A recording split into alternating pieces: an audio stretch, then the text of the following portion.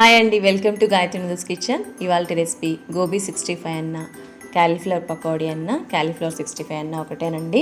మనకి ఇప్పుడు cauliflower season వచ్చేసింది కదా. ఈ సీజన్ వస్తే పిల్లల నుంచి పెద్దల వరకు చాలా ఇష్టమైన ఫుడ్ ఏదైనా ఉంది అంటే క్యాలీఫ్లవర్ 65 అనొచ్చు. అది ఎలా తయారు చేసుకొని చూసేద్దాం. ముందుగా అయితే క్యాలీఫ్లవర్ తీసేసుకొని బాగా కడిగి శుభ్రం చేసుకున్న ముక్కల్ని కొద్దిగా వేడిగా ఉండే వాటర్లో ఒక 5 నిమిషాల పాటు పెట్టుకొని పక్కన పెట్టేసుకోండి. అలాగే ఇప్పుడు మసాలా అంతా పట్టించుకునే దానికి మసాలా రెడీ చేసుకుందాము. ఒక అరకప్పు శనగపిండి, అలాగే ఒక 2 టీ స్పూన్ల బియ్యం పిండి, ఇందులోని కార్న్ఫ్లోర్ పౌడర్ 1 టీ స్పూన్ వేసేసుకుందాం. ఇలా మసాలా ముందుగా సపరేట్గా రెడీ చేసుకుంటే ముక్కలకి బాగా పడుతుందండి. ఇందులో హోమ్మేడ్ గరం మసాలా పొడి 1 టీ స్పూన్, అలాగే కారం 1.5 టీ స్పూన్ వేసుకుందాం. మనం ఎంత క్వాంటిటీ తీసుకుంటున్నాం దానికి తగినంత కారం వేసుకోవాలి. అలాగే పసుపు 1 పావు టీ స్పూన్, ఫుడ్ కలర్ ఒక 2 చిటికెళ్ళండి. ఫుడ్ కలర్ ఎక్కువ వేసుకోకండి, హెల్త్కి మంచిది కాదు. ఇక్కడ నా కాశ్మీరీ చిల్లీ పౌడర్ లేనందువల్ల ఫుడ్ కలర్ వేసుకున్నాను. అలాగే రుచికి సరిపడా సాల్ట్ కూడా వేసేసుకొని బాగా మిక్స్ చేసుకుందాం. ఇలా బాగా మిక్స్ చేసుకున్న తర్వాత ఇందులో అల్లం వెల్లుల్లి పేస్ట్ ఒక 1/2 టీ స్పూన్ వేసేసుకొని పిండి మొత్తానికి బాగా పట్టేలాగా మిక్స్ చేసుకోవాలి.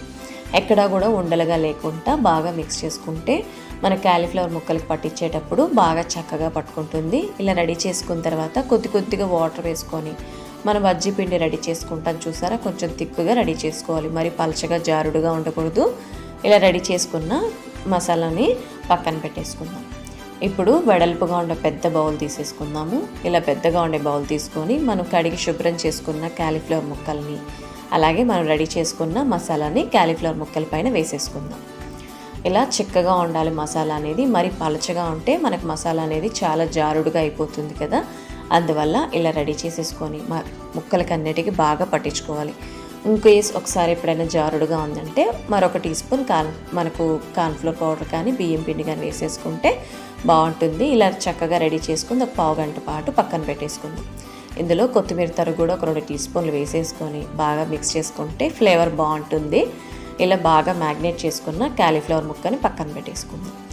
బాగా డీప్ ఫ్రైకి సరిపడా ఆయిల్ పెట్టుకొని ఆయిల్ బాగా వేడెక్కిన తర్వాత మనం మ్యాగ్నేట్ చేసుకున్న క్యాలీఫ్లవర్ ముక్కలన్నింటినీ ఆయిల్లో వేసేసుకుందాం.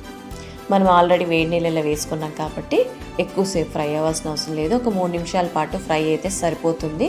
మనకు ఫ్రై అయితే మనకు మంచి కలర్ వచ్చేస్తుందండి. అదేవిధంగా నురుగు కూడా బాగా తగ్గుతుంది. అలా ఫ్రై అయిన వెంటనే ఆయిల్ బాగా స్ట్రెయిన్ చేసేసుకొని తీసేసుకొని వేడిగా సర్వ్ చేసుకుంటే సరిపోతుంది. చూస్తున్నారు కదా, ఇలా కొంచెం రంగు మారి ఫ్రై అవుతున్నప్పుడు మనకు మామూలుగా పచ్చిమిర్చి చీలికలుగా కట్ చేసుకుంది ఒక 4 పచ్చిమిర్చీలు వేసేసుకున్నానండి. మనకు క్యాలీఫ్లవర్తో పాటు పచ్చిమిర్చి దంచుకొని తింటే టేస్ట్ బాగుంటుంది, కొంచెం స్పైసీగా.